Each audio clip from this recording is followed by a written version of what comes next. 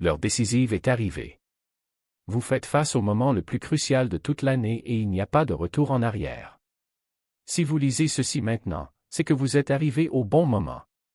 Et cela vous place déjà en avance sur la majorité.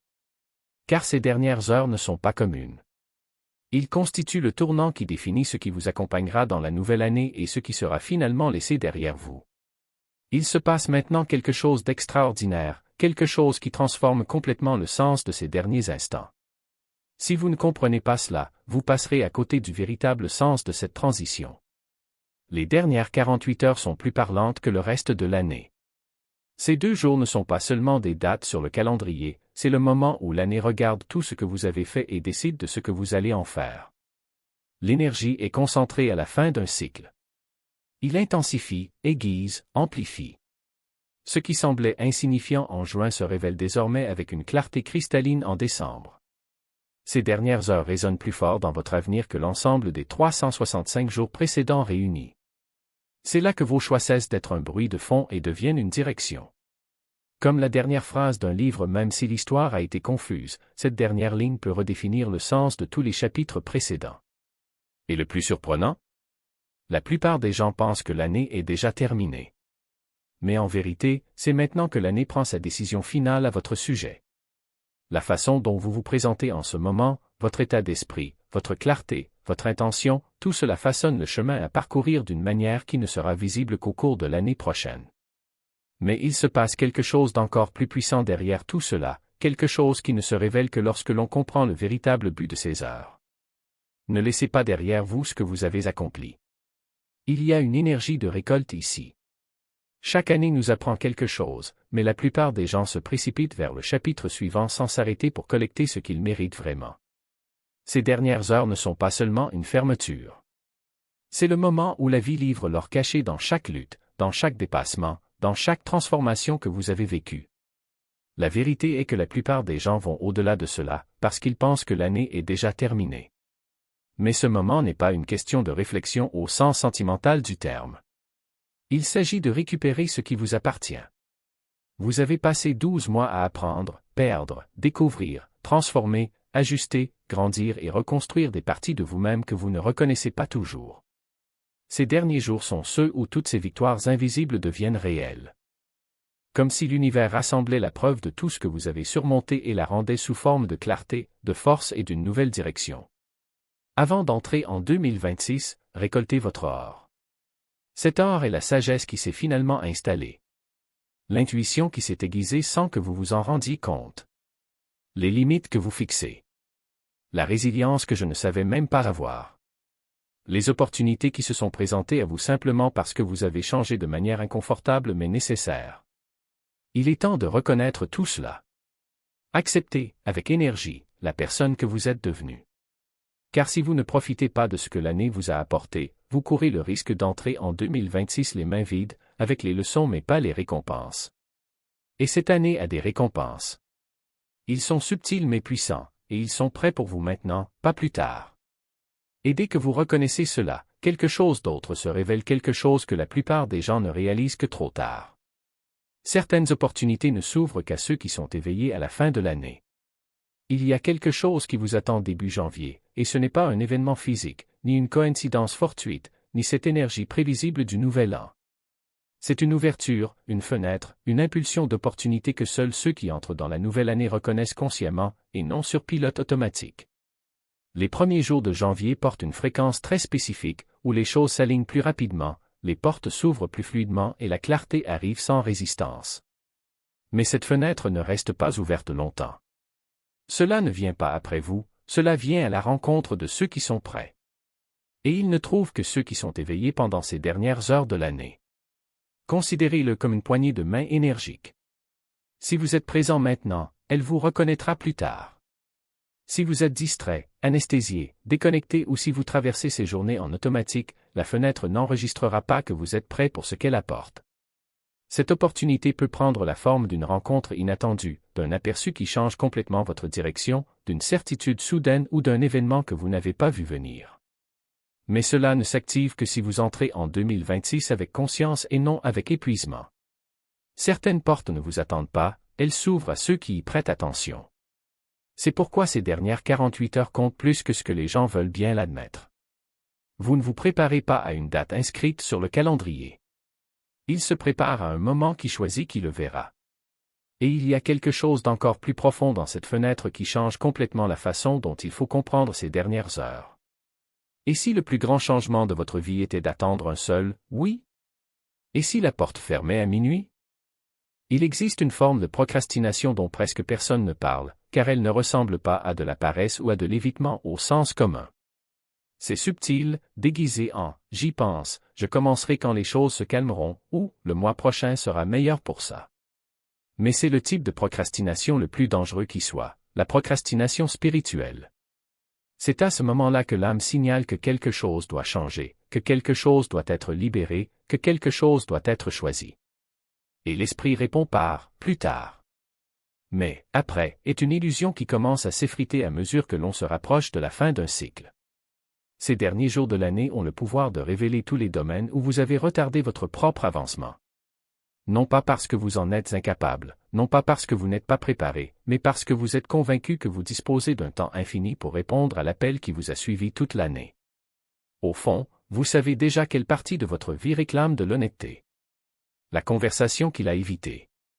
La vérité que vous avez ignorée. Le rêve que tu avais peur d'embrasser. La version de vous qui n'arrêtera pas de vous piquer l'épaule en vous demandant « allons-nous faire ça ou pas ?» La réalité inconfortable est la suivante, l'année se terminera, avec ou sans votre décision. Mais votre prochain chapitre dépend de votre arrêt définitif de vous mentir sur ce que vous demandez de changer. Votre véritable procrastination, c'est lorsque l'âme est prête et que l'ego dit « donnez-moi plus de temps ». Vous n'êtes pas obligé de réparer toute votre vie dans les prochaines 24 heures. Vous n'avez pas besoin de résoudre tous les problèmes ou d'accomplir chaque tâche. Mais vous devez arrêter de prétendre que vous n'entendez pas l'appel. Chaque instant que vous ignorez ne fait qu'ajouter une autre couche de résistance autour de ce qui tente de vous libérer. Ce moment n'est pas destiné à se terminer. Il s'agit de commencer à écouter leur propre vie, comme s'ils savaient exactement quand réapparaître pour tester leur détermination. Et le plus ironique ? Ils ne résistent pas parce que vous ne voulez pas vous en débarrasser. Ils résistent parce que, à un certain niveau, vous croyez toujours avoir besoin d'eux. C'est le piège silencieux du détachement, ce ne sont pas les choses auxquelles vous vous accrochez qui vous retiennent, mais les choses dont vous ne réalisez pas vous retiennent. Une relation déjà terminée, mais dont vous revisitez encore les messages. Une habitude que vous avez juré d'abandonner, mais qui revient en période de stress comme un vieil ami. Une croyance sur vous-même que vous répétez comme un mantra, même si vous savez qu'elle vous limite. Ce ne sont pas des souvenirs. Ce sont des ancres. Et tant que vous ne les reconnaîtrez pas comme tels, ils continueront à vous tirer vers le bas, non par méchanceté, mais par inertie. Le problème n'est pas que vous ne savez pas ce que vous devez laisser derrière vous. C'est juste que tu ne comprends toujours pas pourquoi ces choses insistent pour rester. Ce ne sont pas des obstacles aléatoires. Ce sont des miroirs. Chaque schéma qui refuse de disparaître reflète une partie de vous qui n'est pas encore prête à évoluer. Cette peur de l'échec qui revient à chaque fois que vous essayez quelque chose de nouveau? Il n'est pas là pour vous saboter. Il est là pour vous montrer où vous vous définissez toujours par la sécurité et non par le courage. Cet ex qui apparaît dans vos pensées dans les moments de solitude? Ce n'est pas de la nostalgie. C'est la preuve que vous ne vous êtes toujours pas permis d'être entier sans la validation de quelqu'un. Et voici la vérité que personne ne vous dit, vous n'avez pas besoin de combattre ces énergies. Il suffit d'arrêter de les nourrir. Ils n'ont aucun pouvoir propre. Ils se nourrissent de votre attention, de vos hésitations, de votre refus de dire « cela ne me sert plus ». Lorsque vous arrêtez de donner de l'énergie à quelque chose, celui-ci perd de sa force. Non pas parce que vous l'avez vaincu, mais parce que vous avez cessé d'être son carburant. Ces derniers jours de l'année sont le moment idéal pour faire ce ménage.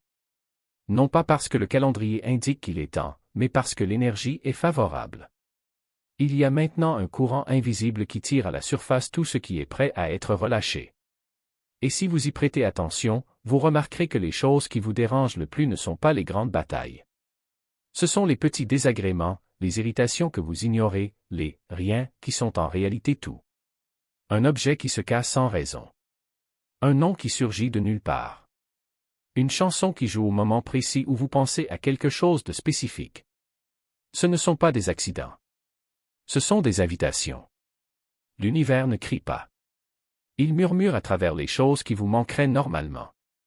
Et si vous répondez à ces incitations maintenant, si vous leur permettez de vous guider vers ce qui doit être vu, ressenti ou laissé derrière vous, quelque chose d'extraordinaire se produit, vous entrez dans le nouveau cycle non pas comme quelqu'un qui essaie de changer, mais comme quelqu'un qui a déjà changé. Il n'y a aucun effort là-dedans. Il n'y a que de la reconnaissance. Et lorsque vous en prenez conscience, la transformation cesse d'être une lutte et devient un déroulement naturel. La question n'est pas « que dois-je faire pour laisser cela derrière moi ?»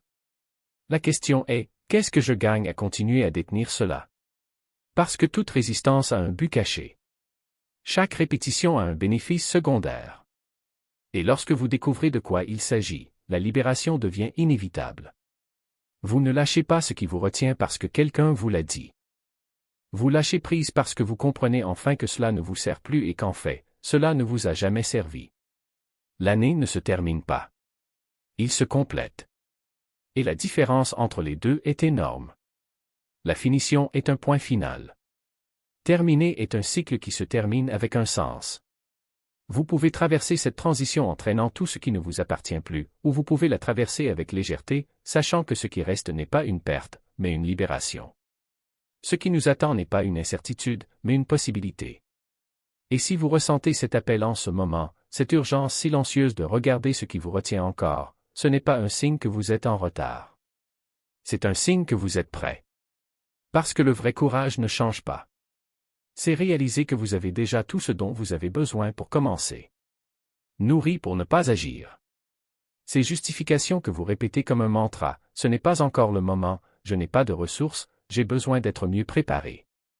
Ce ne sont pas des vérités, ce sont des prisons que vous avez construites vous-même, brique par brique, chaque fois que vous avez choisi de reporter ce que vous saviez déjà nécessaire.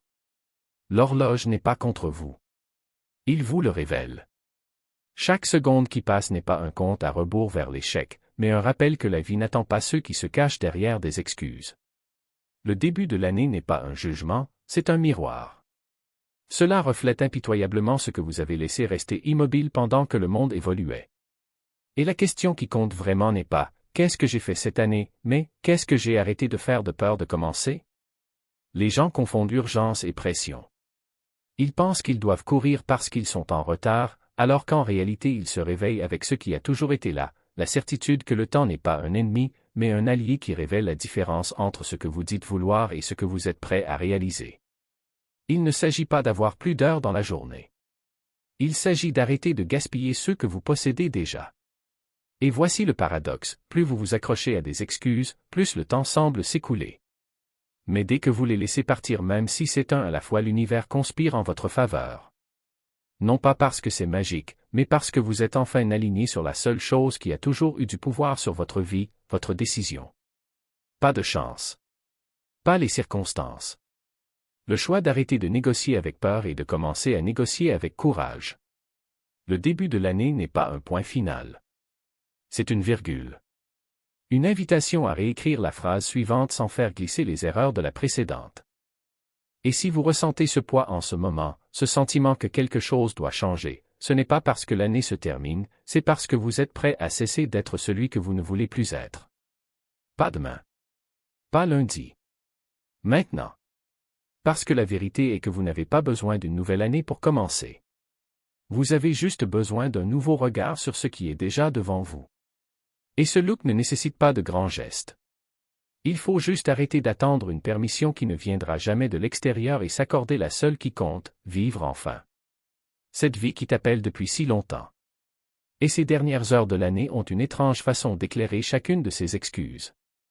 Ce que vous avez ignoré semble soudain crier plus fort. Les rêves que vous avez mis de côté recommencent à irriter votre conscience. Les relations, les habitudes, les environnements qui ne vous conviennent plus pèsent plus qu'il y a quelques semaines. Ce n'est pas de la pression, c'est de la clarté. C'est votre âme qui monte le volume sur tout ce que vous avez essayé d'étouffer, car lorsque le bruit se calmera en janvier, vous ne pourrez plus faire comme si vous ne l'aviez pas vu. Le vrai vous n'est pas caché. Vous êtes coincé derrière les justifications que vous avez transformées en réalité. La plupart d'entre eux se déguisent en patience, mais ils se terminent tous de la même manière, rien ne change. Ce que ces dernières heures réveillent, ce n'est pas la peur. C'est l'effondrement des histoires qui vous a maintenu bloqué, non pas parce que vous avez échoué, mais parce que vous les avez surmontées. Soudain, les excuses que vous avez répétées toute l'année perdent leur pouvoir. Vous ressentez le fossé entre qui vous êtes et qui vous pourriez être. Et pour la première fois, cet abîme dérange plutôt que familier. Et cette nuisance est votre grande chance d'essayer d'attirer votre attention. Vous n'avez pas besoin de vous transformer en 24 heures. Vous n'avez pas besoin de réparer toute votre vie avant la fin de l'année. Il vous suffit d'abandonner les excuses qui vous convainquent que vous avez besoin de plus de temps pour commencer. Parce que la vérité est que chaque instant où vous vous sentiez appelé à une meilleure version de votre vie était le bon moment. Vous n'aviez tout simplement pas suffisamment confiance en vous pour franchir le pas. C'est pourquoi ce moment est important. Non pas parce que nous sommes le 31 décembre, mais parce que vous êtes dans un endroit où les anciennes justifications ne correspondent plus à la personne que vous êtes devenue. Vous êtes plus intelligent que les excuses maintenant. Vous savez quand vous faites une erreur.